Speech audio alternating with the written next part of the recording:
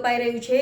આખરીઓ 26 તારીખે જાન્યુઆરીએ લોકાર્પણ થઈ રહ્યું છે। ડભોઈ નગરપાલિકા દ્વારા શિનોર ચોકડી પાસે મોહન પાર્કની બાજુમાં આવેલા પાલિકાની માલિકીના પ્લોટની જગ્યામાં રાજ્ય સરકારની સ્વર્ણિમ જયંતિના ₹5 કરોડની ગ્રાન્ટમાંથી અત્યાધુનિક સુવિધા સાથેનું નવીન બિલ્ડિંગ તૈયાર કરાયું છે, જેનું લોકાર્પણ આગામી 25 અને 26મી જાન્યુઆરીના ગણતંત્ર દિનની ઉજવણી નિમિત્તે ભાજપાના પદાધિકારીઓ દ્વારા કરવામાં આવશે।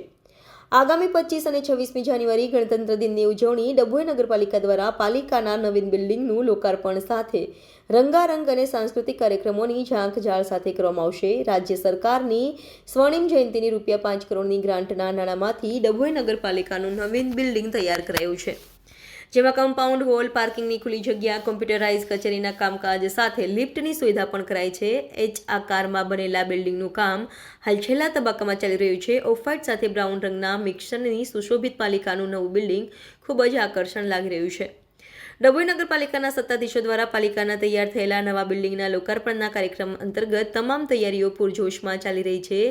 હાલ તો નગરપાલિકાના જૂના બિલ્ડિંગથી પાલિકાના તમામ દસ્તાવેજી પુરાવાઓ, કાગળો, ફાઇલો, કમ્પ્યુટરો સહિતનો સામાન શિફ્ટ થઈ રહ્યો છે, જ્યારે નવી બિલ્ડિંગમાં ફર્નિચર પણ નવું જ લાગશે તેમ જાણવા મળેલ છે, જેમાં દૂર દૂરથી સુધી દેખાતા વિકાસની નજીકમાં કોઈ ખામી ના રહી જાય તેનું પાલિકાના ચીફ ઓફિસર દ્વારા બરાબર ધ્યાન રખાઈ રહ્યું છે। ત્યારે હવે આગામી 26મી જાન્યુઆરીથી લોકાર્પણ બાદ ડભોઈ નગરપાલિકાની કચેરી શિનોર ચોકડી પાસે આવેલ નવીન બિલ્ડિંગમાં કામકાજ શરૂ કરશે એ નક્કી।